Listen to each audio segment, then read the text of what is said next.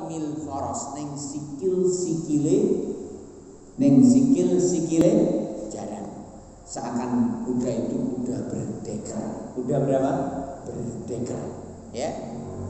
Wal murad lan ingkang kamaksud bi lawan kalimat muhajjal guna wonten ing hadis menika an-nuru aidan, cahaya ugi. Jadi kita ulang lagi, yang dimaksudkan dengan hurran muhajjalin mereka yang bercahaya wajah dan juga kaki dan tangannya sebagai tanda kemuliaan umat Muhammad sallallahu alaihi wasallam. Di hadis tersebut ada penambahan riwayat, yaitu faman istata'a minkum an yutila hurratahu falyaf'al. Ada komentar bagus dari Imam Ibnu Hajar Al-Asqalani Asy-Syafi'i.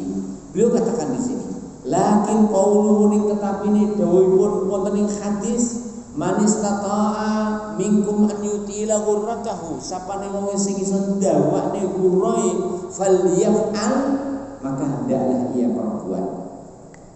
Mudrajun fil hadis, merupakan sisipan fil hadis wonten ing hadis. Kalimat mudraj, kalimat sisipan maksudipun didhawuhipun Kanjeng Nabi ning dipun blesakne dengan paksa ke dalam sabda Rasulullah sallallahu alaihi wasallam bagi orang yang tidak memahami hadis tersebut. Bagi orang yang tidak memahami hadis tersebut. Ya. Kama qala dene nabbah ala dzalika al-Hafidz Ibnu Hajar, kados dene menapa ingkang dipun jelasaken dening al-Imam al-Hafidz Ibnu Hajar fi Fathil Bari, wonten kitabipun Fathil Bari. Kalimat menika kalimatipun Abu Zakaria Yahya Ibnu Syarh Muhyiddin wonten ing kitabipun Syarah Sahih Muslim, menukil al-Imam Ibnu Hajar wonten ing kitabipun Fathul Bari Syarah Sahih Bukhari. Ya. Nah, faqala dawu sapa Imam Al-Hafidz Ibnu Hajar, qala Nu'aim la adri, aku ora ngerti. Qaulahu man istata'a ila akhiri min qaulin Nabi sallallahu alaihi wasallam min qauli Abi Hurairah. Nu'aim rawi hadis, beliau katakan saya enggak ngerti apakah kalimat faman istata'a ila akhiri sampai akhir merupakan dawuh Kanjeng Nabi menapa dawuh Abu Hurairah. Walam ara hadhihi al-jumlah fi riwayat Ahmad. Aku ndak nemoni kalimat faman istata'a minkum ayutila hurratahu falyaf'al wonten ing riwayatipun Imam Ahmad. Nah, mimman rawa hadzal hadis, termasuk yang ingkang meriwayatkan hadis menika minas sahabat, saking sahabat al-sahabah wa hum, dan mereka adalah asrah 10 orang. Wala mimman rawahu an ibni min an Abi Hurairah ghairu riwayatin Nu'aim, dan tidak ada yang meriwayatkan hadis ini dari Abu Hurairah ghairu Nu'aim, ghairu riwayatin Nu'aim, selain riwayat Nu'aim. Artinya tambahan kalimat faman istata'a minkum an yutila hurratahu ini hanya dari jalan siapa? Nu'aim al-Mujmiri. Begitu dan seterusnya. Lalu disebutkan di sini wa mimman sabaqa ila dzalika Syekhul Islam, termasuk mereka yang menyebutkan bahwa kalimat faman istata'a minkum an yutila hurratahu adalah tambahan mudraj, sisipan, bukan sabda Rasulullah. Syekhul Islam Ibnu Taimiyah wa tilmiduhu Ibnu Qayyim, ugi muridipun al-Imam Ibnu Qayyim, faqala fi hadil arwah ila bidadil afrah. Al-Imam Ibnu Qayyim dawakan dari kitabipun Hadil Arwah ila Biladil Afrah, fa hadhihi ziyadah, kalimat menika iku az-ziyadah, tambahan mudrajatun, merupakan sisipan, dalam bahasa kita belesekan, fil hadis, wonten ing hadis min kalami Abi Hurairah, saking dawuhipun Abu Hurairah, la min kalamin nabiyyi sallallahu alaihi wasallam, bukan merupakan sabda Nabi sallallahu alaihi wasallam. Bayyana dzalika ghairu wahidin minal huffaz, ingkang dipun jelasaken boten namung setunggal saking kalangan ahli huffaz. Wa kana syekhuna, lan ana utawi guru kita Al-Imam Ibnu Taimiyah yaqulu dawahaken hadhihi lafzah, kalimat menika la yumkin an takuna, boten mungkin ana min kalamin Nabi sallallahu alaihi wasallam, dari sabda Nabi. Kenapa demikian? Fa innal ghurrata la takunu bil yad. Sebab kalimat ghurrah menika mboten wonten tangan. La takunu mboten wonten kalimat ghurrah illa kejaba fil wajhi wonten wajah. Jadi kalimat ghurrah bukanlah cahaya yang di tangan, bukan juga cahaya yang di kaki, tapi kalimat ghurrah adalah sebutan cahaya khusus di wajah. Nah, ya, wa idalatuhu ghairu mumkinin, dan memanjangkan cahaya di wajah tidak mungkin. Sebab tadkhulu fir ra'si, kalau dipanjangkan maka namanya bukan ghurrah. Ya, kalau dipanjangkan maka sudah keluar dari kategori wajah. Fala tusamma tilka ghurrah, maka itu tidak dinamai ghurrah lagi. Kenapa? Karena ghurrah khusus di wajah. Kalau dipanjangkan wajah bablas kemana? Kemana? Kepala. Kalau cahaya itu di kepala namanya bukan ghurrah. Sehingga Al-Imam Syekhul Islam Ibnu Taimiyah mengatakan wa idalatuhu ghairu mumkinin. Adapun ghurrah tidak mungkin untuk diperlebar. Kenapa? Karena ghurrah itu khusus di wajah saja. Wallahu ta'ala a'lam. Adapun faedah yang terambil dari hadis ini ada 3. Yang pertama, al-ghurratu wa tahjilu mimma ikhtassat bihi hadhihi al-ummah al-islamiyah. Cahaya di wajah yaitu ghurrah, dan cahaya yang di tangan dan kaki yaitu at-tahjil merupakan spesifik khusus yang Allah Ta'ala berikan bagi umat ini. Wallahu ta'ala a'lam. Ini nomor kali Allah Ta'ala ja'ala li Rasulillah SAW alamah ya'rifu biha ummatah.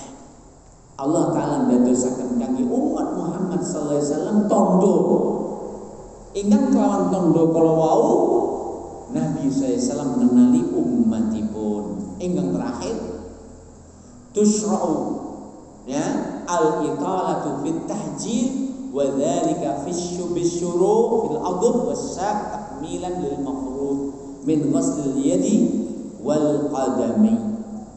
Dipun syariatakan memanjangkan di dalam mencuci tangan sampai lengan atas sebagiannya, dan mencuci kaki sampai betis sebagiannya, dalam rangka untuk menyempurnakan cahaya.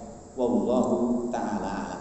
Wa kana Abu Hurairah radhiyallahu utawi Abu Hurairah radhiyallahu ta'ala an yaf'alu dzalik, beliau melakukan itu. Melakukan apa? Ketika mencuci tangan maka beliau memulai sebagian dari lengan atas.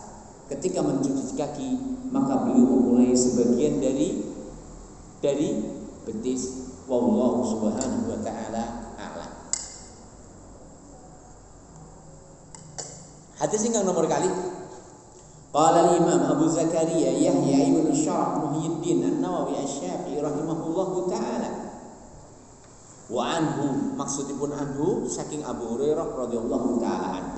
Maksudipun ringkes ketika dari rawi yang sama dari kalangan sahabat, maka Al-Imam Abu Zakaria Yahya ibn Syaraf Muhyiddin An-Nawawi Asy-Syafi'i menyebutkan dengan wa anhu. Wa anhu lan saking panjenenganipun Abu Hurairah radhiyallahu ta'ala anhu panjenenganipun dawuh, sami'tu khalili, aku krungu ing khalili kekasih ingsun. Bolehnya bagi selain Nabi menjadikan Nabi sebagai kekasih. Adapun Rasulullah sallallahu alaihi wasallam maka beliau tidak mungkin menjadikan siapapun dari umatnya kekasih. Karena Allah Subhanahu wa taala telah menjadikannya sebagai khalilnya. Sehingga tidak boleh tersisa satu celah pun di hati Nabi untuk mencintai dan menjadikan sebagai khalil selain Allah Subhanahu wa taala. Itulah makna khullah, yaitu khalisul hubb, kemurnian cinta puncaknya. Dan salah bagi mereka yang mengatakan bahwasanya Habibullah adalah derajat tertinggi dari apa yang Allah anugerahkan kepada Rasulnya. Salah. Betulnya adalah Khalilullah adalah derajat tertinggi dari apa yang Allah anugerahkan kepada Rasul sallallahu alaihi wasallam. Makna Khalil artinya Allah Ta'ala telah menjadikannya sebagai sehingga tidak boleh adanya sisa di dalam hati Rasulullah untuk mencintai selain Allah. Dan inilah puncak daripada kemurnian cinta kepada Allah Subhanahu wa taala. Namun bukan berarti bahwa selain Nabi tidak boleh menjadikan Nabi sebagai khalil. Dari sisi selain Nabi boleh menjadikan Nabi sebagai khalil. Namun dari sisi Nabi tidak boleh adanya khalil bagi beliau. Kita ulang lagi. Sami'tu khalili, aku mendengar kekasih. Yaqulu, beliau bersabda, tablughu bakal teko apa al-hilyatu paisan, perhiasan, minal mu'mini kang saking wong mukmin haitsu ing endi yablughu sampai apa al-wudu. Jadi hiasan yang Allah anugerahkan bagi seorang mukmin akan sampai sejauh mana sampainya air wudu tersebut. Rawahu sampun diriwayatkan ing atas hadis sapa Muslimun, Imam Muslim. Hadis ini diriwayatkan oleh Imam Muslim di dalam kitab sahihnya. Ada penjelasan yang bagus. Dikatakan di sini, wonten ing hadis menika at-tahrid ala italatil ghurrah wa tahjid. Ya. Wa italatul ghurrah ayaghsila jami'a wajhihi tulan wa arda. Hatta yashra'na, ya. Nah, wa italatu at-tahjil ayaghsila yadayhi hatta yashra'a fil adudaini wa yaghsil rijlaihi hatta yashra'a fis saqain. Wonten ing hadis menika dipun anjuraken untuk memanjangkan ghurrah dan tahjil. Bagaimana itu? Adapun ghurrah tadi kita sampaikan perkataan Syekhul Islam tidak mungkin untuk dipanjangkan. Bagaimana italatuhu kalau begitu? Menyempurnakan di dalam mencuci wajah tulan. Apa itu tulan? Panjangnya. Apa itu panjangnya? Dari ad-dhikr sampai ar-ra's. Adapun ardon dari telinga sampai telinga. Itulah wajah. Mencuci wajah sempurna, panjangnya dan lebarnya. Kemudian yang kedua juga disyariatkan untuk memanjangkan at-tahjil, yaitu seperti hadis yang sebelumnya, bukan hanya sekedar sampai siku-siku, tapi tambahlah sedikit. Bukan sekedar sampai mata kaki, tapi tambahlah sedikit. Wallahu subhanahu wa ta'ala alam. Ya. Kemudian pelajaran juga yang terambil dari hadis tersebut, tadlu khilyatu ahlil jannah mablaghal wudu'il mu'min. Perhiasan bagi penduduk surga nanti akan sesuai dengan sejauh mana mereka berwudu.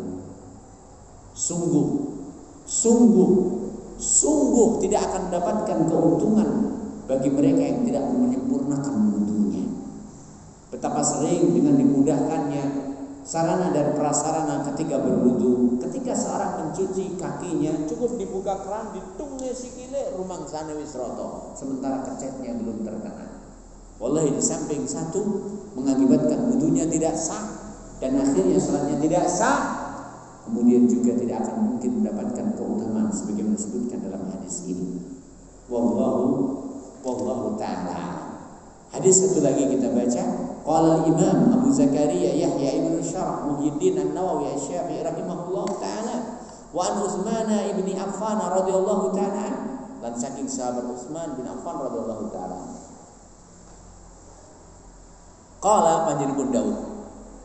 Qala Rasulullah sallallahu alaihi wasallam, Rasulullah sallallahu alaihi wasallam, man tawadda'a sapane wong sing wudu fa asana monggo bagusi al-wudu wudune. Dikatakan membagusi wudu apabila ia ketika mencucinya sempurna, anggota yang diwajibkan untuk dicuci. Ketika mengusapnya sempurna, anggota yang diwajibkan untuk diusap, dan ia lakukan tiga, begitu dan seterusnya.